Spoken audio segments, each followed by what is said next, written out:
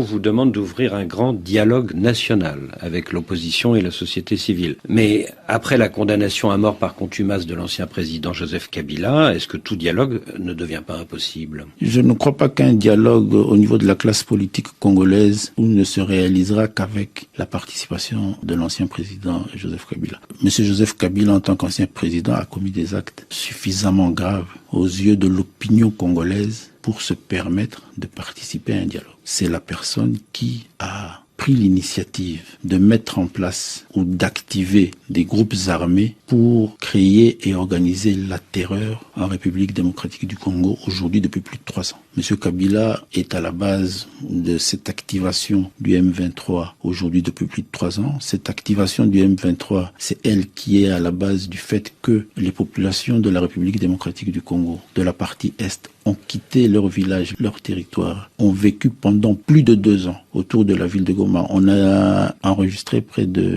6 millions de déplacés internes qui vivaient dans des camps pendant plus de 2 ans autour de la ville de Goma. Ça, c'est l'action d'un ancien président de la République, une personne qui a bénéficié du suffrage de toutes ces populations-là, sans compter ce que ça a causé comme mort. En tant qu'ancien président de la République, M. Kabila bénéficie d'une loi qui lui donne non seulement des privilèges, mais qui l'astreint à certaines réserves et à certaines obligations. Il ne peut pas se retourner contre la République. Aujourd'hui, M. Kabila s'est retourné contre la République, il a pris les armes. Et vous imaginez qu'un seul instant, une personne pareille peut participer à un dialogue.